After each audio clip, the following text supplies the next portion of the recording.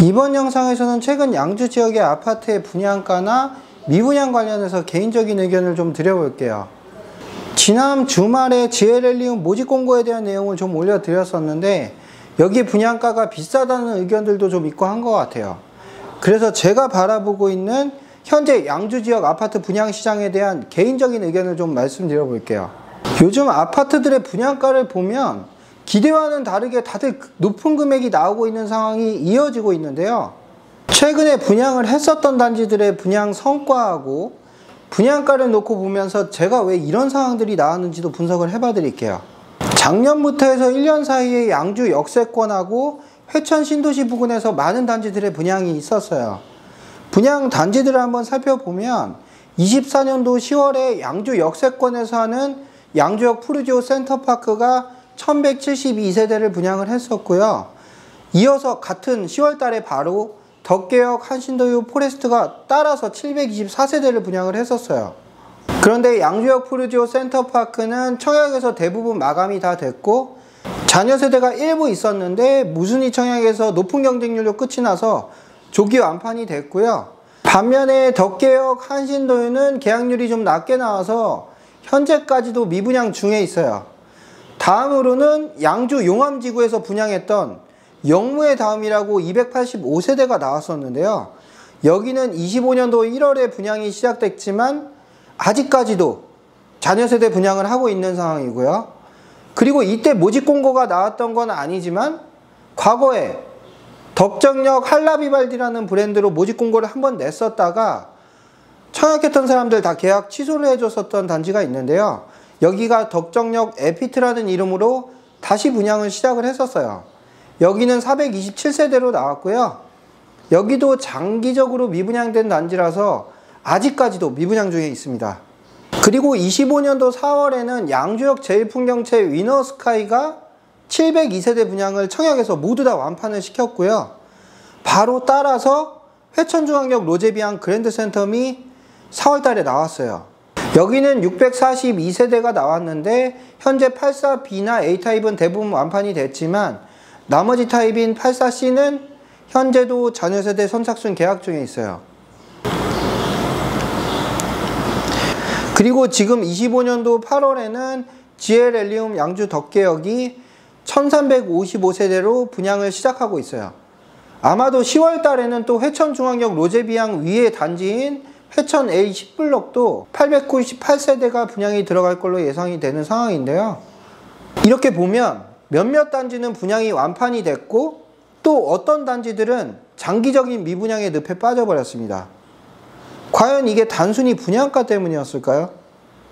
모델하우스의 내부 구조나 인테리어 같은 부분에서 청약에 영향을 많이 줘서 이렇게 된 것일까?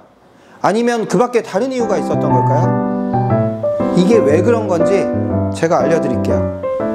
그럼 시작하기에 앞서서 잠시만 광고 한번 하고 진행할게요. 저희 해드림 부동산은 양주 옥정 신도시 호수공원에 위치한 부동산으로 양주 옥정 지역의 아파트, 상가를 주 중개대상물로 열심히 중개를 하고 있고요. 또 의정부나 양주 지역의 분양단지들의 분양 관련 홍보를 많이 하는 부동산으로 이번에 분양하는 단지인 덕계역 GLL리움이나 탑석 푸르지오 파크7 같은 신규 분양단지들의 관심고객 등록도 받고 있고요. 그리고 현재 양주나 의정부 지역에 있는 미분양 단지들의 계약도 많이 도와드리고 있으니까 영상 상세 내용 확인하시고 관심 있는 단지에 관심고객 등록 남겨주세요. 분양단지는 저희가 중개 수수료를 받지 않고요. 오히려 MGM 혜택을 드리니까 관심 있는 분들은 조직 분양에 전화 한번 했다가 시달리지 마시고 저희 부동산에 연락 주시면 원하는 좋은 단지에 좋은 동호수 잘 찾아드리겠습니다. 네, 이제 다시 왜 그렇게 됐는지 정확히 알려드릴게요. 요즘 분양가 보면 다 비슷비슷하다는 생각 안 드세요?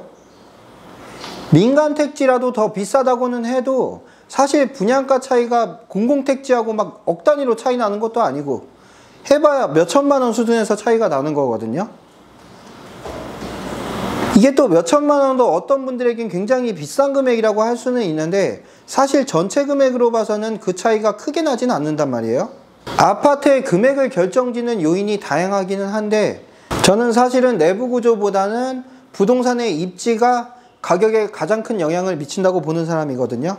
부동산은 말 그대로 움직일 수가 없기 때문에 그 위치 자체가 그 부동산의 가치에 가장 큰 영향을 미쳐요. 그렇다고 입지만 좋다고 모든 게 다 잘 되는 건 아닙니다. 그래서 지금 시간을 돌려서 과거로 한번 돌아가 볼게요. 24년도 10월에 양주역 푸르지오가 분양할 당시의 상황으로 한번 가볼게요. 그때는 양주역 푸르지오 센터파크하고 덕계역 한신도유 포레스트가 만났어요. 25평형은 제외를 하고 34평형의 분양가만 놓고 보면 양주역 푸르지오는 84 A타입 기준 고층이 5억 3,900만 원이었고 덕계역 한신도유는 4억 9,580만 원이었어요. 분양가 차이가 4천만 원 정도가 났거든요. 그런데 양주역 푸르지오의 청약 결과는 4.87대 1이 나왔고 덕계역 한신도유는 전체가 미달이 났었습니다. 왜 이렇게 차이가 벌어졌을까요? 저희 부동산은 당시에 양주역 푸르지오 센터파크를 분양받으라고 이야기하기는 했었는데 몇 분은 저렴한 분양가를 찾아서 한신도유로도 갔지만 거긴 분양가도 싼데 아직까지 미분양인 상황입니다. 거기다가 지금 양주역 푸르지오는 전매 제한이 해제가 되고 이제는 적어도 2, 3천만 원의 프리미엄까지 붙어 있는 상황이에요. 그럼 프리미엄을 포함했을 때는 이제는 금액 차이가 4천만 원이 아니라 7천만 원까지도 나는 상황이거든요. 그런데 저는 나중에 이 금액의 격차가 1억 이상으로 벌어질 걸로 보고 있어요. 그리고 나서 25년도 1월 달에 용암지구의 영무회담하고 덕정역 에피트가 나왔잖아요. 용암지구 영무회담이 4억 9천만 원에 나왔고 덕정역 에피트도 비슷한 금액으로 나왔거든요. 분양가가 푸르지오보다는 싼데 저는 여기 분양이 어렵다고 본 이유 중에 가장 큰 이유가 입지 환경에서 그 지역은 아직 그 금액을 받아들여지기가 쉽지 않다고 생각했었습니다. 그 다음으로 25년도 4월에는 양주역 제1풍경채가 나왔고 여기에 맞서서 분양가 상한제를 내세운 회천중앙역 로제비앙 4차가 나왔었거든요. 두 단지가 같이 나온다고 했었을 때 저는 많은 분들이 아시다시피 거의 양주역 제1풍경채 위너스카이의 홍보대사였잖아요. 그때 분양가 상한제의 공공택지냐 아니면 양주 역세권 단지냐 많이들 고민을 하셨어요. 둘을 비교했었을 때 반드시 한쪽만 유리하다고는 생각하진 않았는데요. 그때 당시에 84 타입 기준에서 풍경채는 5억 5천만 원에 나왔고요. 로제비앙은 4억 8,600만 원이라서 분양가 차이도 꽤 컸고요. 입주 시기도 하나는 후분양이라서 좀 달랐고 그리고 풍경채는 주상복합 단지라서 구조에서 단점이 있는데 로제비앙은 또 평면이 아주 잘 나왔기 때문에 반드시 한쪽이 유리하다고 보진 않았어요. 아무튼 여기는 수요자들의 니즈에 따라서 좀 갈릴 수 있겠구나 생각은 했었는데 결론은 양주역 제1풍경채는 완판을 했고 로제비앙은 현재도 84C 타입 미분양이 있는 상황입니다. 왜 이런 결과들이 생겼는지를 생각을 해보면 요즘 분양가가 많이 올랐다, 비싸졌다 이런 이야기들을 많이 하잖아요. 그런데 그 이유가 서울 지역처럼 땅값이 막 올라서 그런 게 아니에요. 그러니까 아파트의 분양가를 책정할 때 토지 금액에 건축 비용을 더했을 때 아파트의 분양가가 나오게 되는데요. 토지 금액은 생각보다 큰 폭으로 오르지가 않았는데 건축 비용만 계속해서 올라가니까 입지가 좋던지 나쁘던지 아파트의 분양가는 5억 선에서 다 비슷해진다는 얘기예요. 그러니까 지금은 정말 지방 같은 시골에다가 아파트 지어도 지방 소도시 같은 경우도 건축 비용 때문에 34평 분양가는 5억씩 나와요. 그런데 서울 강남 같은 곳은 만약에 분양가 50억에 나온다고 했었을 때 이 중에 건축 비용이 10억이나 하겠어요? 나머지 40억 이상이 다 토지 금액이에요. 그래서 입지가 좋은 지역일수록 아파트 가격은 대부분 토지 비용이에요. 땅값이 비싸니까 아파트 건축비보다 토지 비용이 훨씬 더 많이 드는 거거든요.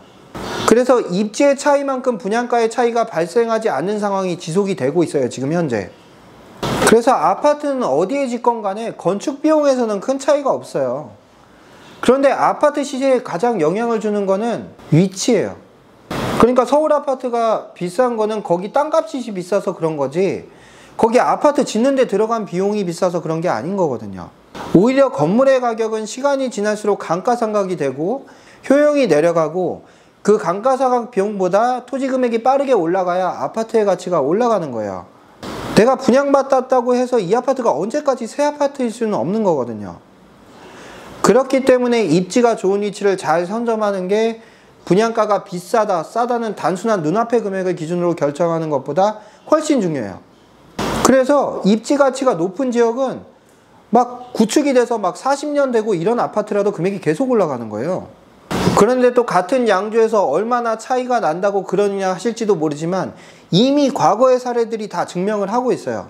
의정부 밀락이지구라는 곳에 가면 호반베르디움 1차가 있고 반도유보라는 단지가 있어요. 위치가 직선거리 300m 밖에 안 되거든요. 당시에 분양가 차이는 한 700~800만 원밖에 차이 안 났던 걸로 기억해요. 그리고 호반베르디움 1차는 2017년도 7월 달에 입주를 했고 반도는 17년도 9월에 입주를 했는데 지금 실거래가 차이가 호반 1차는 5억 5천이고 반도 유보라는 4억 2천에서 4억 4천만 원이에요. 지금 시세 차이가 1억 원이 넘어서는 상황입니다. 이게 바로 입지의 차이예요. 그리고 지금 양주 용암지구에 분양하는 영무회당 위치 보면 저기가 4억 8천 분양가에 나왔다고? 이런 생각 드실 거거든요. 근데 어쩔 수가 없어요. 양주 역세권에다가 지하철역 바로 앞에다가 짓던 용암지구에다가 짓건 올라간 건축비는 별 차이가 없기 때문에 이럴 때일수록 입지 좋은 자리에 분양받는 게 무조건 유리하다는 걸 알고 계셔야 돼요. 그래서 저는 이번에 나온 GLL리움 양주 덕계역 보면서 현재 시장 상황이 녹록치는 않지만 앞으로 나올 단지들과 비교했었을 땐 입지가 아주 괜찮은 편이고 분양에선 좀 우위를 점할 거라는 생각을 하고 있어요. 어차피 건축비는 올라서 어쩔 수가 없는데 안 좋은 위치에 5억 초반에 분양받을래? 덕계역 최고 입지에 5억 중반에 분양받을래? 하면 당연히 입지가 좋은 쪽에 분양을 받아야 한다는 거예요. 불과 몇 개월 전에 분양했던 양주역 푸르지오나 제일풍경채 위너스카이 두 곳 모두 이제는 분양가가 좀 저렴하게 느껴지지 않으시나요? 저 덕계역 GLL리움 홍보하는 거 맞고 이거 분양 잘 되면 저희 부동산이 MGM 수수료도 받고 그러기는 하는데요. 그렇다고 해서 여기 좋다고만 이야기 드리는 건 아니니까 영상이 도움이 되셨다면 관심 고객 등록 많이 좀 남겨주세요. 그럼 영상 여기서 마무리하도록 하겠습니다.